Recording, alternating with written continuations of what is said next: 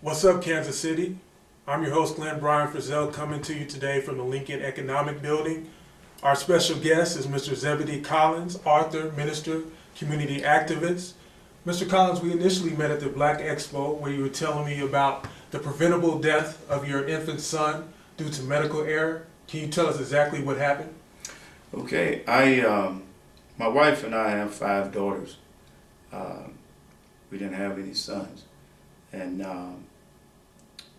from the oldest daughter down to the youngest, we hoped for a son. We prayed for a son. It took 20 years and 5 daughters for us to get that son. And when we finally got that son, he stayed with us for 14 months. And then he came down with a sickness, and the doctor thought it was a cold. And because the virus that he had mimics a cold. And he's seen the doctor several times, and the doctor kept treating him for a cold. And after several days went by, he became sicker. So we decided to get a third opinion and find out that our son had a virus called RSV. RSV mimics a cold. The words RSV stands for respiratory syncytial virus. This virus attacks the respiratory tract of a child. Mostly all babies get it from newborn all the way up till 2 years old. After that, they kind of grow out of it.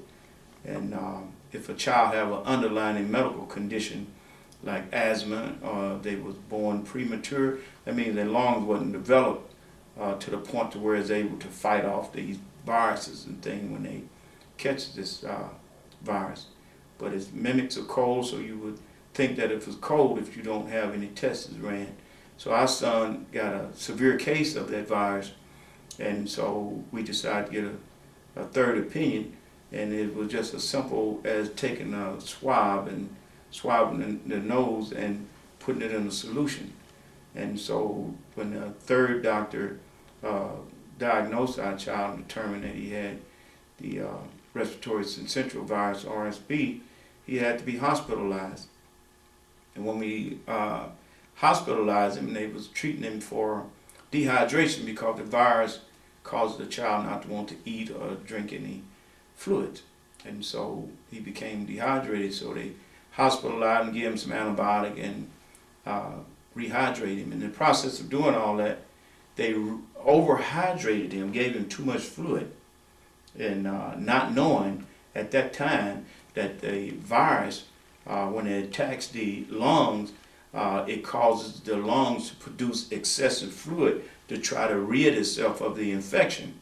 So if they given him fluid, they wasn't properly monitoring the fluid intake and outtake. So as a result, they gave him too much fluid. It causes him to have what is called pulmonary edema, and he had respiratory failure and stopped breathing. And so in the process of trying to revive him, they made several medical errors, which resulted in a prolonged period of time before they got the tubes in him, is what they call intubation, to get tubes in him so that he could breathe. And as a result, his brain swelled up. It took approximately 29 minutes, and you know it only takes 5 to 10 minutes before irreversible brain damage is done. So as a result of his brain swelling, and when it swelled, it caused a reduction or restriction in the blood flow to the brain, because when the brain swelled, it caused a restriction. At the base of the skull, there's an opening where your blood vessel and your spinal cord goes through, and your brain stem connects to the spinal cord. Blood vessels goes to and from the brain to supply oxygen to the brain.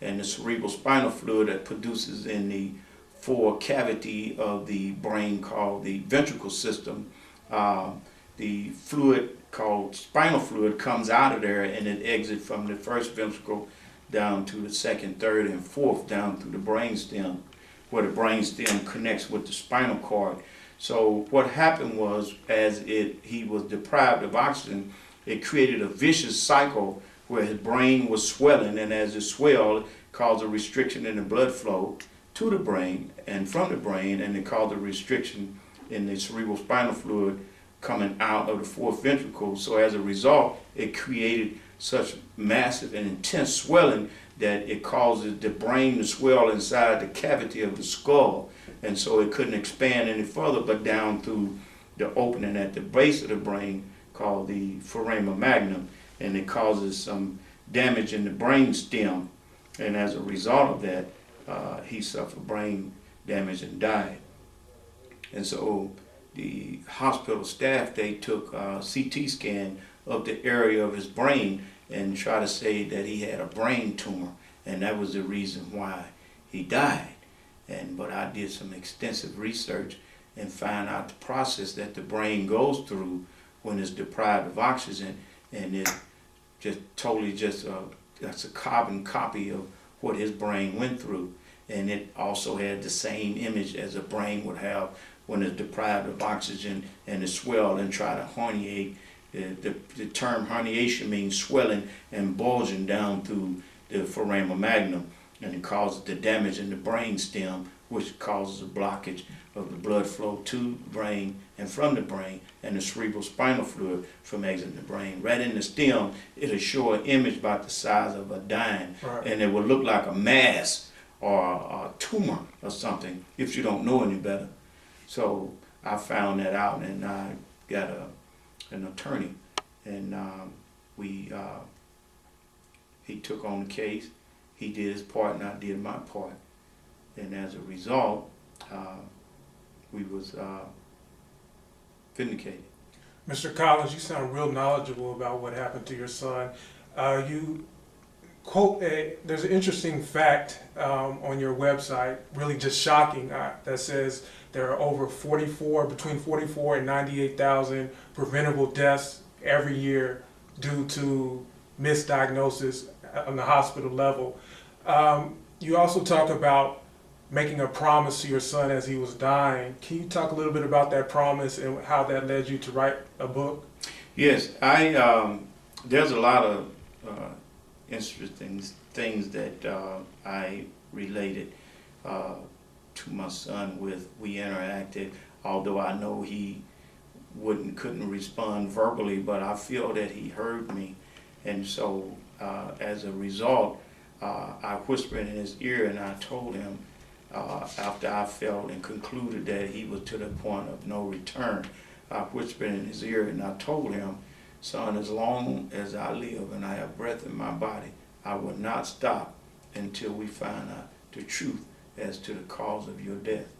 And I took a vow that I would do all I can to make sure that I can help other families and to make sure that this didn't happen to another child or another family, because it was so profoundly disturbing to me and my family. I mean, our life as we knew it changed, and we was never the same again. I do want to read a copy of this book. It's called They Killed My Son, and on the front you have a picture of your son, also Zebedee Jr.? Yes. Was his Junior? His name was Zebedee Collins Jr., but we all called him Junior. Junior, and he is dressed in the image of an angel. You view your son as an angel who Yes. was here for a short time to help other people? Absolutely. I truly do believe that God sent him here for a reason. We all are sent here for a reason. We are sent on a mission. It says in the Bible that when we shed our bodies and we return to heaven, we shall be as angels, and we should serve God in our capacity. And I think one of his purpose was to do what he have accomplished here. Like at his funeral, the minister that was eulogizing, he stated that this little child, in the 14 months that he was here on earth, he accomplished more than some adults have accomplished in a lifetime. Because of what happened to him, we now know what the end result of what would happen if a child go untreated with a severe case of RSV. We also, what has come out of this, doctors know that if a child get a severe case of RSV, also dehydration come along with it because sore throat comes with it, and the child don't want to take in food or fluid. So as a result, they try to rehydrate them. In the process of doing that, they know that this virus causes damage to the respiratory tract and to the lining of the lung tissue, where the interior of the lungs help produce fluid to get rid of the infections as a result of the viral infection. So when they rehydrate them, giving them fluid, they now learn that you must be very careful on the fluid intake and output, so because a child can easily become overloaded with fluid, and they produce what is called pulmonary edema and result in the respiratory failure. My son, there were several warnings that gave an indication that he was suffering from pulmonary edema and that it would result into respiratory failure. They didn't take heed to that.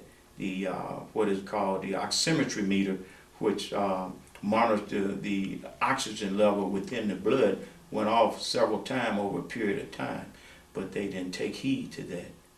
Wow, the medical errors notwithstanding, it sounds like Junior, your son, his life is having effect even after his death.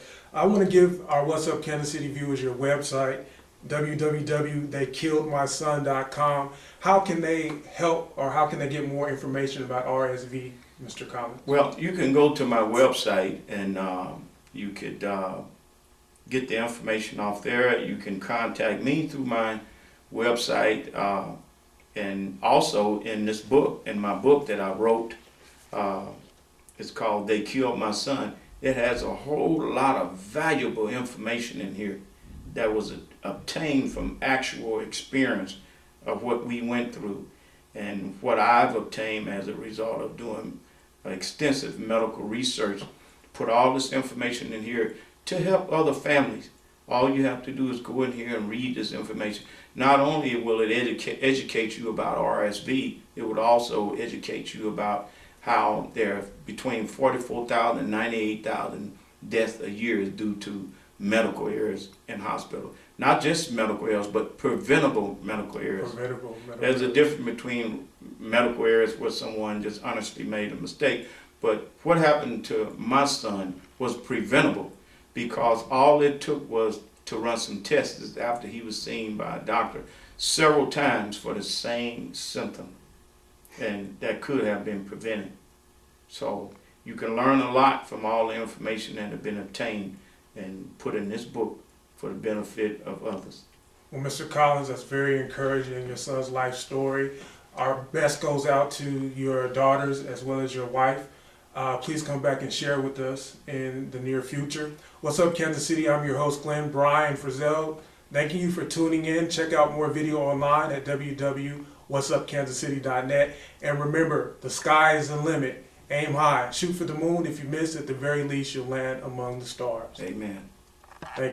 If you find yourself in need of a criminal defense, personal injury, or immigration lawyer, then call the Service Law Offices of Kansas City. You'll get the experience of an attorney who understands your need for aggressive representation. Consultations are free, so call today. Sooner or later, you'll need service.